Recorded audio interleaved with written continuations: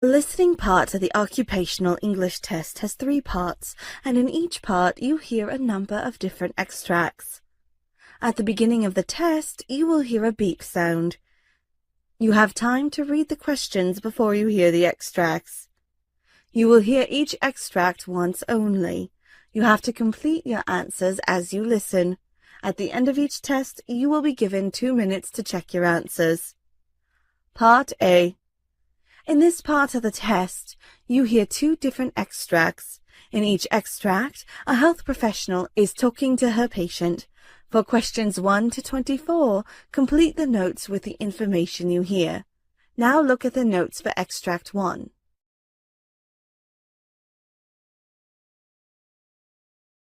Extract 1, questions 1 to 12. You now have 30 seconds to look at the notes.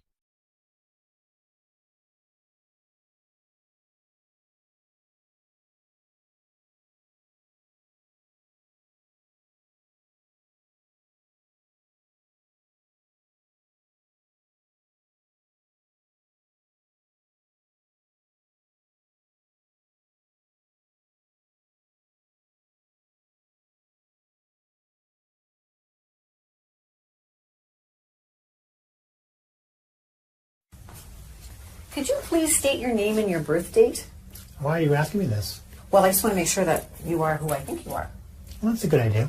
Ron Jones, December 15th, 1955. Okay, and this is really just a safety check just to make sure I got the correct patient. And I do. My name is Sue, and I'm one of the nurses here. Pleased to meet you. Thank you. I'm going to just be asking you a few questions, a bit of a history, and I may be taking notes. It's just about that. So, what brings you to our clinic today? I've got a cough, but I've had a cough for a while now. This past week, it seems to be getting worse, and I'm coughing stuff up. Some stuff. Can you tell me about the stuff you're coughing up or the sputum you're bringing up? It seems yellowish, but maybe sometimes greenish looking. And how are you feeling generally overall? Well, I feel a bit tired all the time. Okay. Are you having any fever or chills? No. No? Are you on any medications? Yes, I had been taking some antibiotics. Okay. They didn't seem to do much, so I stopped taking them. Okay, well, I'm just going to give you a little information. Antibiotics work best when you take the whole dosage. If you start and stop them, the bacteria might not be killed, and then it can come back and be a little bit stronger. And it's one of the medications where you should take the whole dose with, and it's usually only 7 or 10 days at a time, but you should take all of it. Oh, I didn't know that. Thanks for the information. Oh, no problem. Back to your cough. Are you a smoker? Yes, I smoked for a long time. Okay, can you tell me how many years of smoking that is? 2 packs a day, just about. And for how long? 35 years now. Have you ever thought about quitting? Yes, but it's really hard now. Yeah, I've heard that it is. I haven't experienced that, but I have some information on a smoker's helpline. Would you like to see that? Sure. What have I got to lose? Okay. Well, I'll give that to you before you leave. I know you've told me you don't have a fever, but I would like to take your blood pressure, pulse, your vital signs just before the doctor comes to see you. So is that okay with you? Sure. And then I'd like to listen to your chest as well. Okay. Okay, good. Well, I'll get that ready. First, I'm going to take your temperature.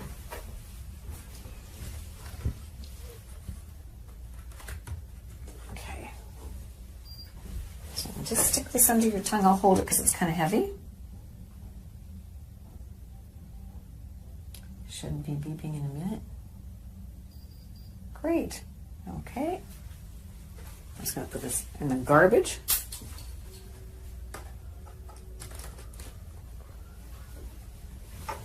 And I'm going to take your blood pressure. Now I need to climb up and grab this. You've had your blood pressure done before? Yes. Okay. So I need your arm. Just going to pull your...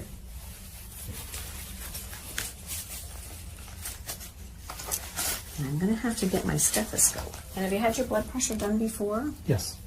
Okay. Do you know what it is? No. No. Now I'll take your blood pressure.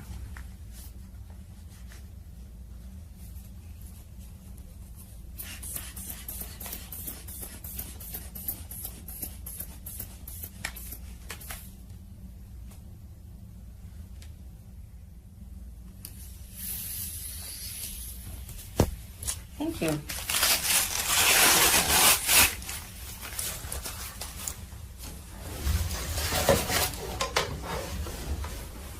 Now, lastly, I'll check your pulse. Excuse me.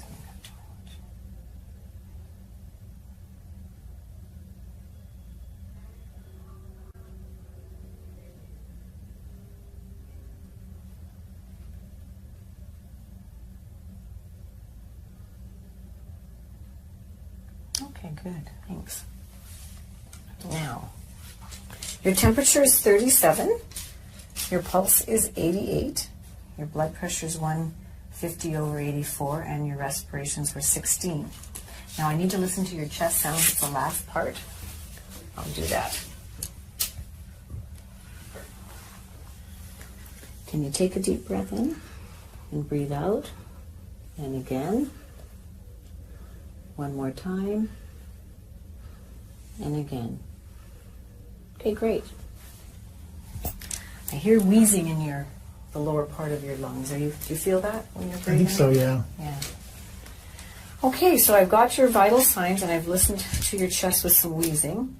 The doctor's going to be coming in next. I'm just going to give her the results of what I've just done, and she'll come and visit with you, and then I'll see you after that. Okay. Okay, Thanks. good. All right.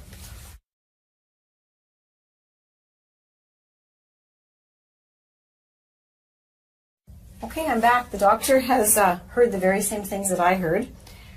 She's told me she's going to give you some inhalers to use at home. Have you ever used an inhaler before? Yes, I have, but they even showed me how to use a spacer. Oh, that's great. The spacer is supposed to help get the drug down deep into your lungs where it can work where it's supposed to. And have you ever had 2 inhalers before? No, why? Well, they're 2 different drugs, and you need to know which one you should take first for the best medication usage for your body. So one of the inhalers opens the tubes in your respiratory or lungs a little bit bigger, so it should be taken first. And then when you take the second drug, it goes a little bit deeper. It can go, the passageway is bigger, so it can go down into your lungs better, and it's an anti-inflammatory, so that drug is best to go second to get down to where the inflammation in your lungs is happening, causing you some problems. I had no idea that it would matter which one I took first. Yeah, you know what? Many people don't know that, so that's why I explained it, because if you understand, it makes so much more sense in how you should take them. I learned a lot today, both about antibiotics and now inhalers. Yeah, good. I'm glad I could help with the information and anything. So what's next? Well, I think you can go home with your prescriptions. The doctor wants you to come back in about 10 days and take another course of antibiotics, but the whole dose. And 10 days later from now, you can make an appointment. So you make the appointment today on your way out, and you'll be seen again then. Okay, thanks for everything. I'll see you next week. Oh yeah, can I get that helpline number? Oh, right, I did get it when I was out of the room, so here it is. It's for you, the helpline number, and you give them a call and see what happens. Okay, thanks. Okay, great. Bye. Bye-bye.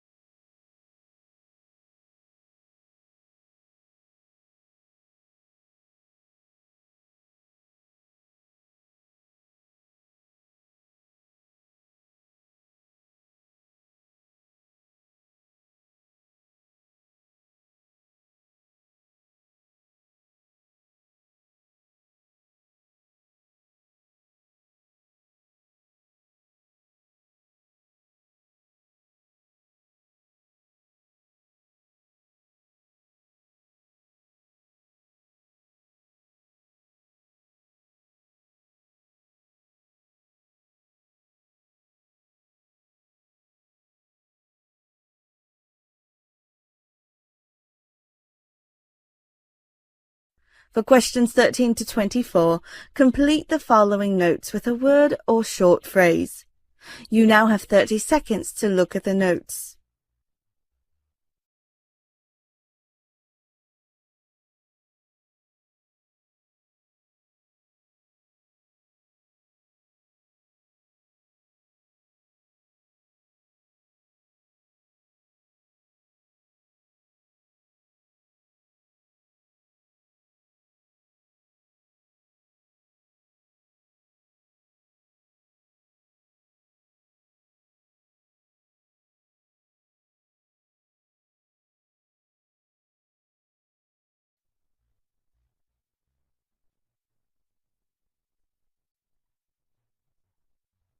Mr. Murray, I'm Dr. Corbett. Nice to meet you, Chuck. Yes, sir. Nice to meet you. Yeah, first time we've met. Yes. Yeah. Yes. So I understand you made an appointment for an examination. Yes, correct. And we're going to, a complete physical examination, I understand. Yes. And I'm going to ask you about why you came into that, but will you mind if I take a few notes just in case? No, that'd be fine. In case you got lots to tell me. Don't want to miss too much. That'll be Okay. fine. Good, good. So you made an appointment for an exam. When's the last time you had a physical examination? Probably 2 years ago. 2 years ago. Yeah. Okay. Well, tell me why you made this one. Well, I had these chronic headaches going on that I've had for about 3 months now, and they're just not getting any better, and I want to see if there's something we can do about it. So when you say chronic, you're referring to the fact that they've just been steady for 3 months, or they've been longer than that? Well, it started 3 months ago, and they're like every other day or so, and now I'm having them every day. And So you have no days when you don't have a headache? I have a headache every day. But at the beginning, it didn't seem to be quite as noticeable then for you. No. Describe the headaches. Where are they, and what do they feel like? They start at the back of my head here, and they kind of come up around my temples, I guess you call it, and into the front of my head. Sometimes they're throbbing. You know, other times they're not quite as bad. Yeah. So it's both sides of your... Yes. It starts in the back and comes up the front. Correct. Do you have a headache all the time, or does it just come in episodes? Well, I have a headache all the time until I take something. I take Advil and Tylenol that seem to help it, and that eases it up. Is it ever gone? Is it always something there? There's always something there. I always know it's there. It's just the intensity of it. I see. Can you tell me a little bit more about what you notice? For example, when is it the worst? At night, in the morning? Or doesn't it make a difference? Well, it doesn't make a whole lot of difference. When I don't get enough sleep, it's really bad. If I move my head in a certain way, or if I strain or stretch my head in a certain way, it seems Like to be what worse. way? Can you show me that? If I go like, you know, to the back, or even if I'm, you know, bending over, just any exaggerated moves. Any exaggerated move makes it Yeah, seems to make it worse. Yeah. And if I don't take the Advil and the Tylenol, it seems to be worse. Makes it work too. I see.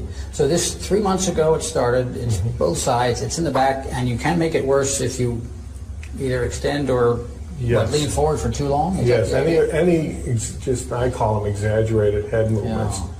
What happens when you're lying down? Does that ease it or make it worse? I think that eases it some. It does. You know, especially if I can get some sleep. I see. It seems to ease it up some. So the act of lying down and sleeping doesn't make it worse? No, I wouldn't Makes say. it better, maybe? Yes. I see.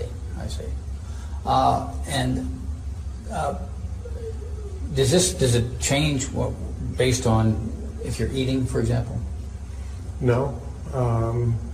You know, Does eating make it worse or better? No, eating doesn't seem to So having a full stomach exasperate it. doesn't seem No. to bother it at all. You know?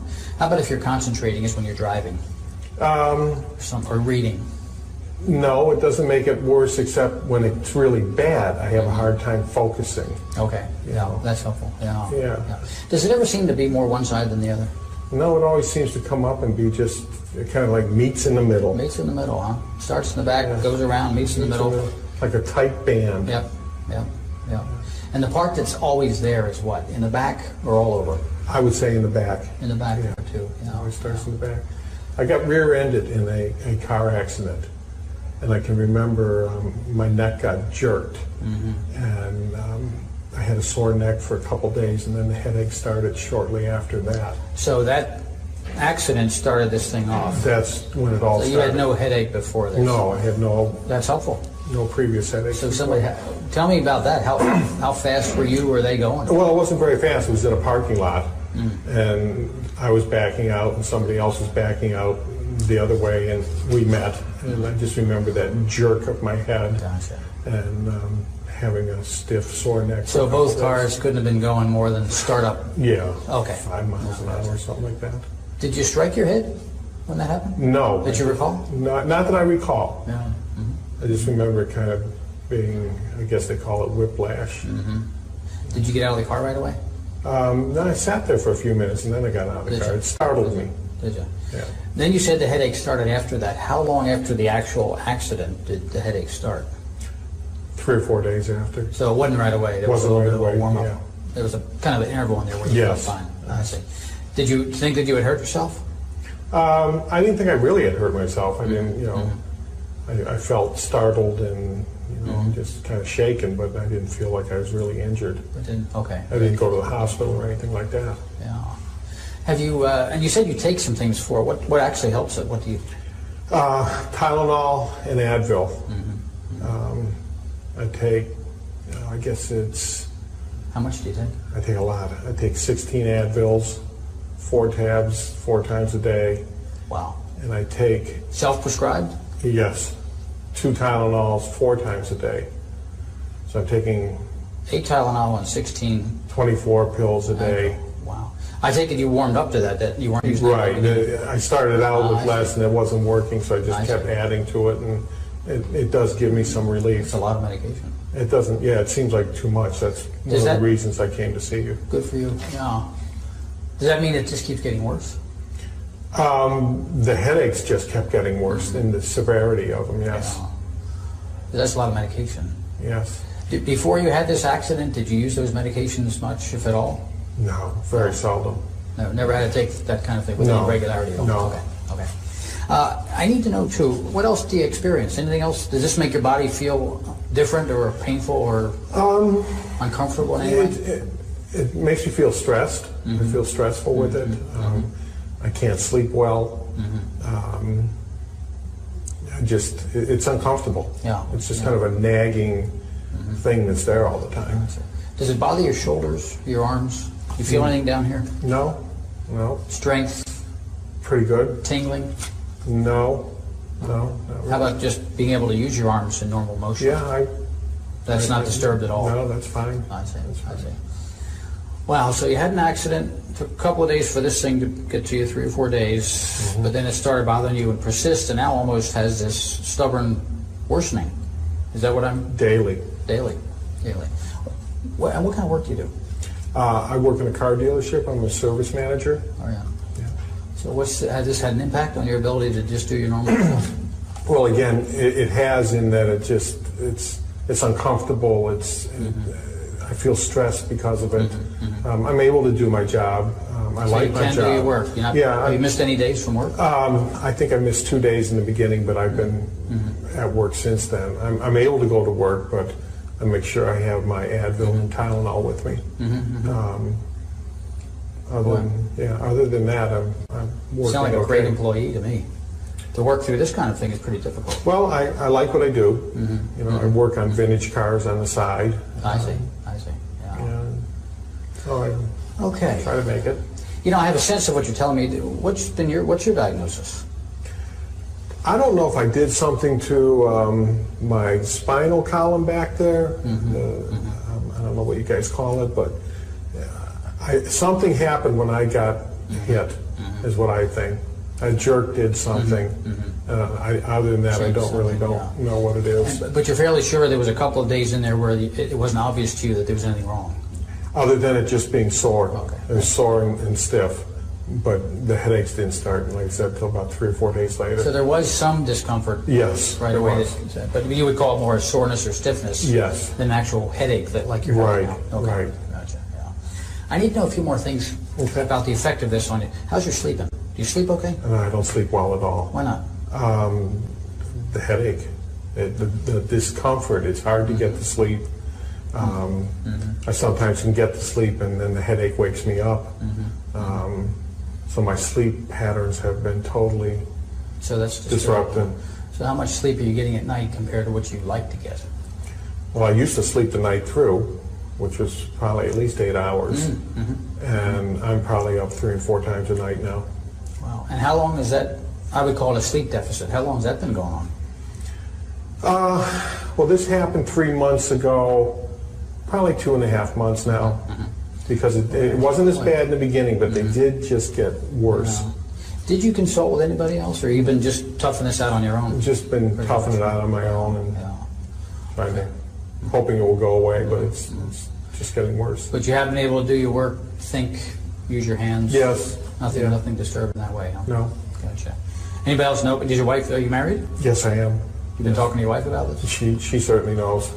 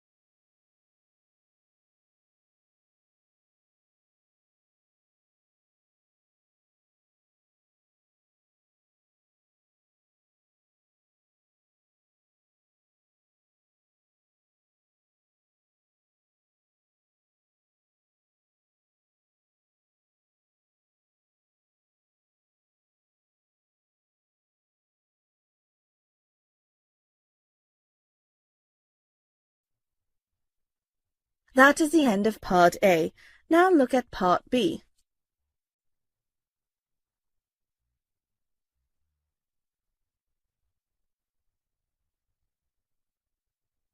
Part B.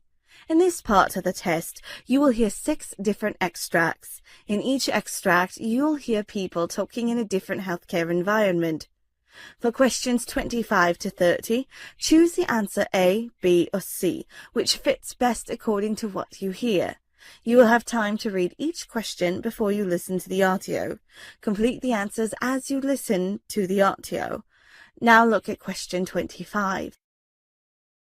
So, can I listen into the baby? Yeah, of course. And are you managing to do any exercise at all? Not really. No. And I go for walks some evenings, but not every evening. Well, walking's really good. Yeah. Yeah, you can practice on your back and your pop hands down. And how many weeks are you now? 32. Just right. That's really good. So I'm just going to feel round. Tommy, did they do this at the hospital? No. No. Okay, so I feel the biggest part of the baby is the head. You start feeling for the head or the bottom. The hardest part's on the bottom of the head.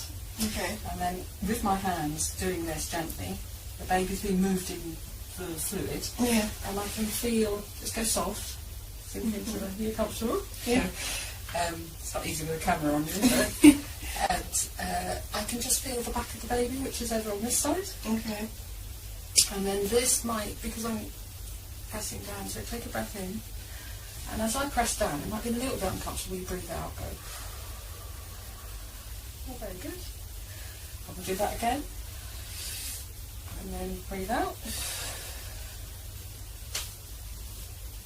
Okay.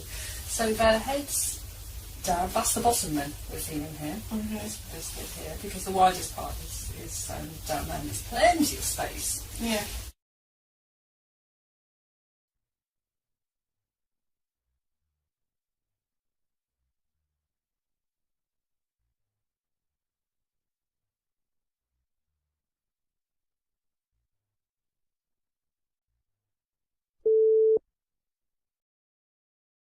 You know, nurses often play an integral role in all of our lives. They're the comforters and caregivers in the best and worst of times. And this week is National Nurses Week, by the way. And Perry has a very touching story of a nurse and her patient.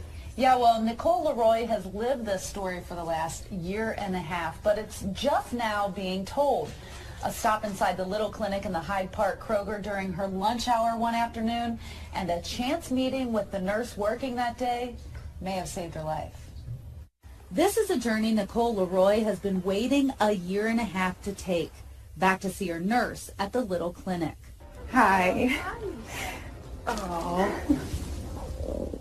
How are you? Good. I just want to thank you. Jessica Smith, a family nurse practitioner at the Little Clinic, listened to Nicole, something several doctors hadn't done. You researched, you looked in your book, you tried to figure out what it could be. And a month later, I found out that I had cancer. Cancer, stage 2 Hodgkin's lymphoma. I'm 36 years old. I'm in the best shape of my life. You don't think it could happen to you. A diagnosis a year in the making. I've been to a gynecologist, a dermatologist, primary care twice. And each one of them told me that I was either just virus clogs in my lymph nodes, or that I was self-inflicting, or that I had depression, I had anxiety. But Jessica thought it could be serious, so she encouraged Nicole to keep fighting. She looked me in the eye and she said, you need to go follow up further. You need to go see your doctor again. You need to push.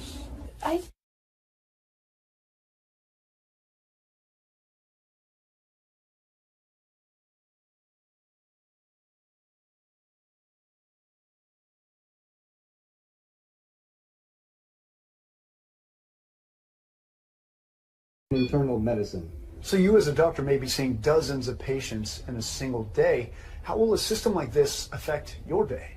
Well, I'm an emergency physician, so I work in an area where there's patients in rooms all around me. They all have questions. I can't tell you the number of times a day I see a patient limp out of a room and they want to know when lunch is coming. If we could get them the answers without them having to come out and search for someone to answer the question, it's a win for everybody.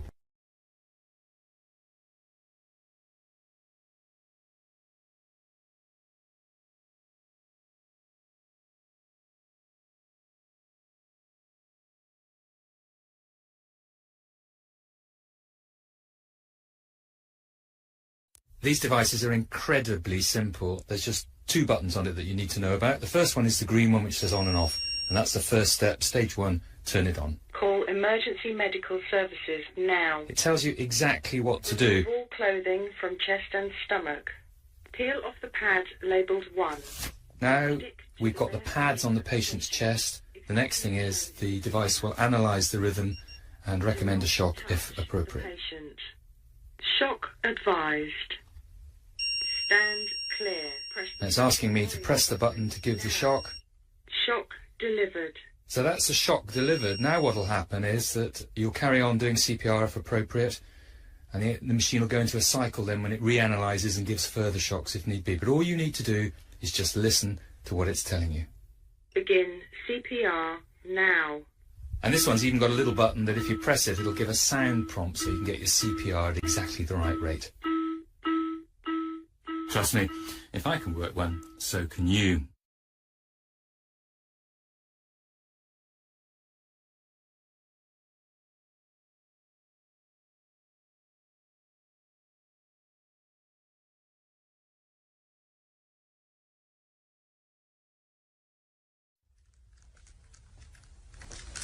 Excuse me, I'm a little chilly. Can I have that blanket, please? What? What do you mean? The blanket. I'm a little cold. Did we do surgery on your arms? Excuse me? Did we do surgery on your arms? No, but I'm in a lot of pain. I want to see you go grab that blanket and pull it up. There is no reason why you can't pull that blanket up. I have a lot of back pain, though. Can I have some medication? Well, you're supposed to be in pain. You had surgery, so you're going to be in some pain. Hold on a minute. I have a lot of pain, though, ma'am. Okay, I'll be in a little bit.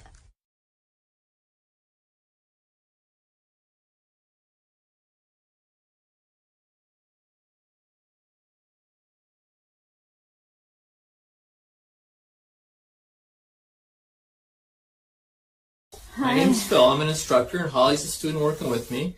We're going to be taking care of you today. Would it be okay if we ask you a few questions? Yeah, that's fine. Okay.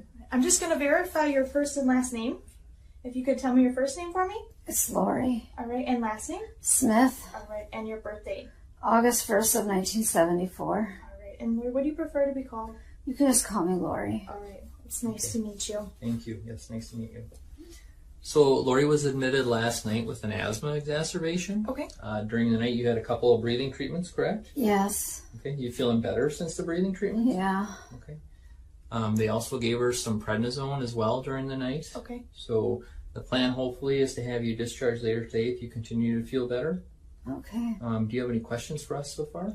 Am I getting any more treatments before I leave? So they have another treatment scheduled in about an hour for you. Okay. If things get worse before then, you can give us a call and we'll certainly be back in and we can reassess the situation then. Okay. Would you mind if we listen to your lungs at all? No, go ahead. That's fine. How's your breathing right now? It's better than it was. Okay. Any pain at all anywhere? No. Okay. I'm just going to go ahead and take a listen here. You could take some nice deep breaths for me, okay?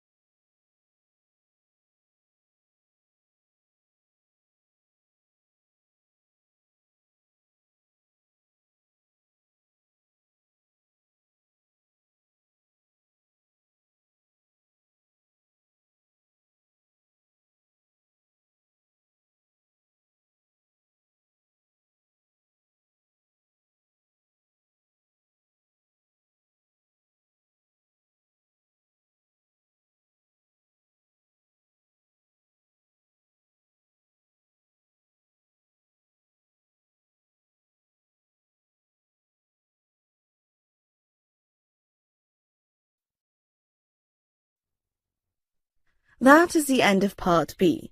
Now look at Part C.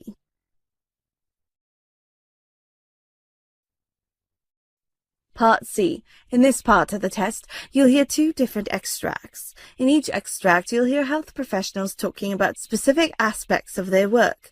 For questions 31 to 42, choose the answer A, B, or C, which fits best according to what you hear. Complete the answers as you listen to the audio. Now look at Extract 1.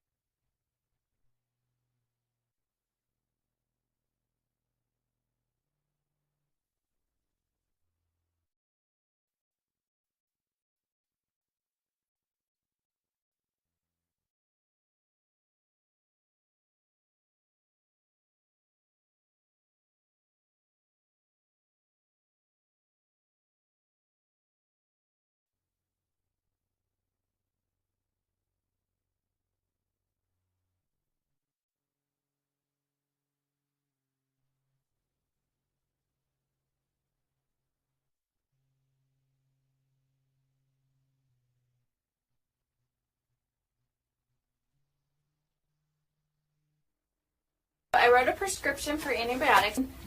I did want to talk to you, though. I'm a little bit concerned looking through his chart at how many ear infections he's had recently, and I noticed that you had checked the box that someone's smoking in the home, so I was wondering if you can tell me a little more about that. Well, it's just me and him, and I do smoke. I try really hard not to smoke around him, but I've been smoking for 10 years, except when I was pregnant with him, but it's so stressful being a single mom and having a full-time job, and so it's just, that's why I started smoking again. You have a lot of things going on, and smoking's kind of a way to relax and de-stress. Yes, yeah. Some people have a glass of wine, I have a cigarette. Sure. And it sounds like you're trying not to smoke around him. Why did you make that decision? I know it's not good for him. I mean, I've read those things about ear infections and asthma and stuff, but other kids have ear infections and their parents don't smoke. So on the one hand, you're worried about how your smoking might be affecting him, and on the other hand, you're not so sure if it's really the smoking that's causing these problems. Right. Yeah.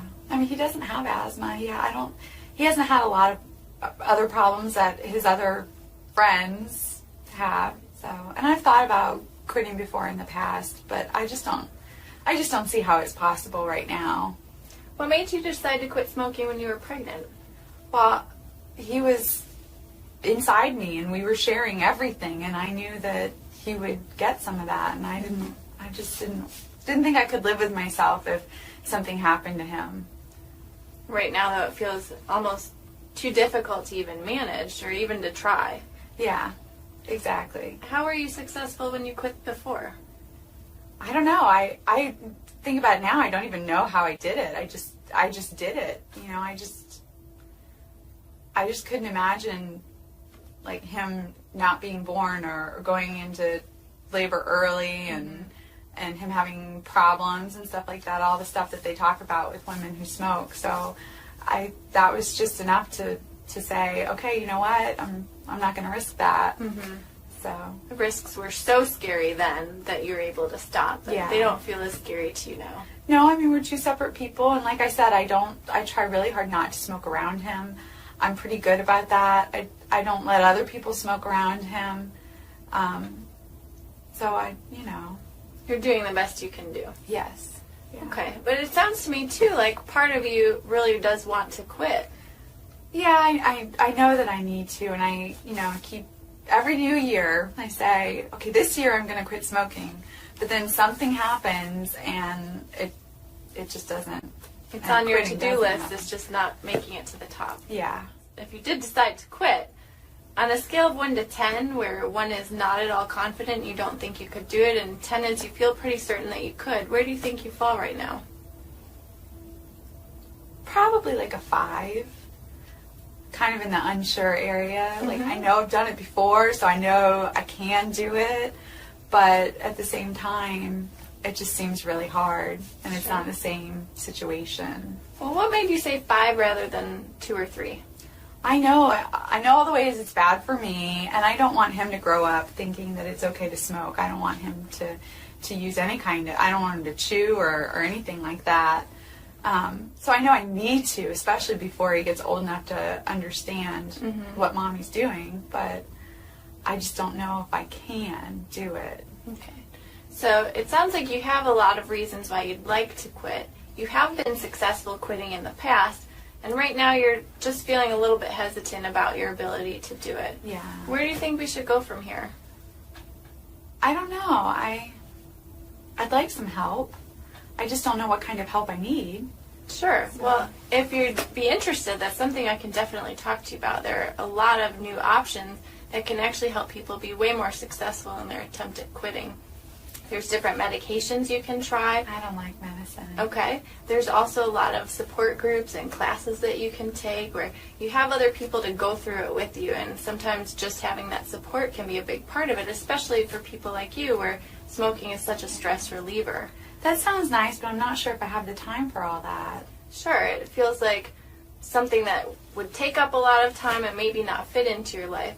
I wonder if we could talk about some options that might fit into your life. That would be really nice. Okay, well, if you're willing, then we could set up another appointment where you could come in and we could talk more about that. I would like that. That would be great. Great. Thank you. Sure.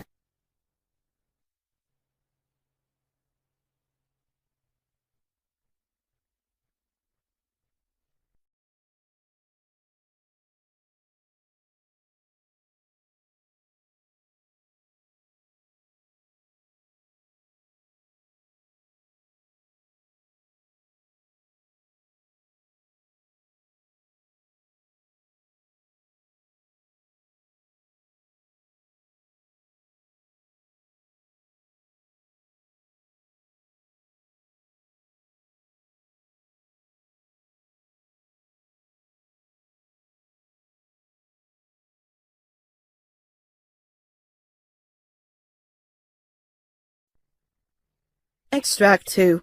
Questions 37 to 42.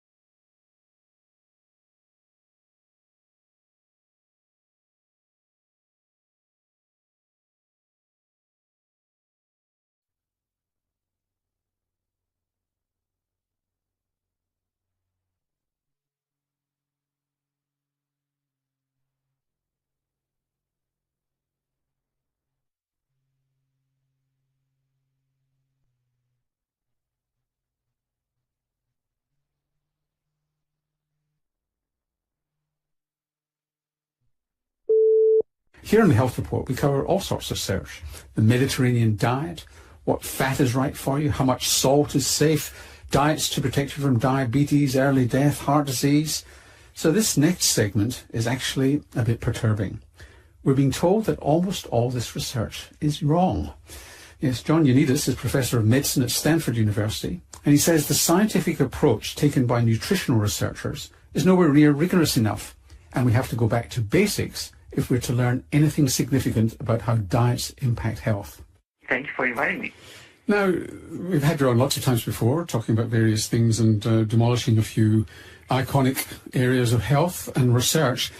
You're arguing that nutritional research needs radical reform. On what basis do you say that? Well, there's clearly a factory of papers being produced in nutrition epidemiology in particular that don't meet very high standards of credibility. The type of research that is being done in nutritional epidemiology, it's not an issue that there's bad scientists involved in it. You know, maybe excellent scientists are involved in it, but the odds of getting it right are extremely small. Let's look at that in a moment, but you quote in your paper some really bizarre conclusions that you might come to from if you believed past nutritional research. Do you want to just tell us some of those bizarre findings and their relation to either longevity or shortened lifespan?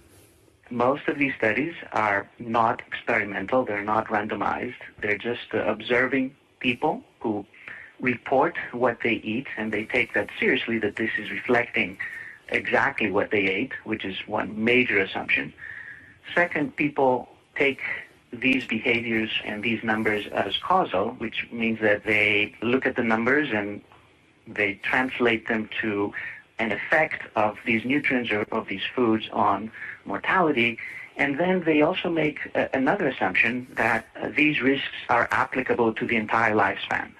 So then, let's take a number like 15% relative risk reduction in mortality or 15% increase in survival. which is the typical number that comes out of these studies. And this is the number that is the summary of all the data, for example, on what is the benefit with eating 12 hazelnuts a day. If you translate that to a gain in survival, you take 80 years, you multiply that by 15%. This looks like a 12-year gain in survival just by eating 12 hazelnuts a day, or literally one hazelnut a day would give you one more year of life as a benefit. It's a ridiculous calculation. It is not so, of course. Even if you believe that one of these foods or one of these nutrients or a couple of them may be important, it's impossible to believe that every single food, every single nutrient will have such tremendous benefits or such tremendous risks. So you get there because of there's multiple levels of unreliability. Is that what it is? That essentially the food diary is unreliable, they're not controlling for other factors such as education and other environmental factors properly, and they all conflate together to give you bizarre results? Is that what's going on? Exactly. It's a problem at multiple levels. It's an extremely difficult field to study. And it doesn't mean that observational studies, that epidemiological studies get it wrong all the time. In many other fields, the problems are much more straightforward. For example, we know for sure that smoking is killing zillions of people. It will kill 1 billion people in the next century unless we do something. But the effect of smoking is huge. The risk increases 20-fold if someone is smoking for getting lung cancer. But just to challenge you on that, whilst we're confident in smoking, why are we confident in smoking and not in coffee? Because there have been no randomized controlled trials of getting people to smoke and other people not to smoke. I mean, so that's still on observational studies, is it not? The major difference with smoking is that the effect is tremendous. We're talking, as I said, of a 20-fold increase in risk of lung cancer, 10-fold increase in cardiovascular disease. Many other diseases have tremendous increase in risk. For each single nutrient, each single things that we eat or drink, the effects, even if you take these studies literally, are much, much, much smaller. And based on what we know from some randomized trials that we have done, the effects are pretty much close to null, if not exactly null. I mean, it's very likely that they're exactly null, which means that it's a complete waste to even try to pursue them any further. What about... We cannot really use epidemiology to study a relative risk of 1.01. We can do it to study a relative risk of 20, which is what's the case for smoking. And just to dissect that out for people who don't know the statistics, is that 1.01 is, there's no effect, 1.01 is just tiny, whereas 20, an effect of 20 is 20 times the risk. So 1.01 is just a little bit over what would be normal and probably within normal limits. So what about eating patterns? I mean, you yourself have been involved in trials of the Mediterranean diet. So I think that eating patterns, in theory, might be able to get you a little bit of that complexity of all these nutrients interacting together. But even those are very difficult, if not impossible, to study within an observational context. Again, you have most of these problems operating. Number one, you need to ask people what type of eating pattern they're following, and responses may be accurate or very often may be very inaccurate, especially if you try to recall what you ate and tell what you're doing. Just try it to yourself and see whether that information would be reliable. The second problem is that you still have extreme complexity among all these nutrients. We have over 200,000 different foods that you can combine in different ways. There's no clear eating pattern that each one of us is following. We follow different eating patterns in different periods of our lives and different days even. And it also changes all the time. If you superimpose the way that we react to all of these chemicals that we digest, our metabolic profile, also our genetic profile might affect how we react. Circumstances, our environment, socioeconomic factors that dictate what we decide to eat or not eat, and what we do or don't do with our life at the same time. It's an extremely complex system.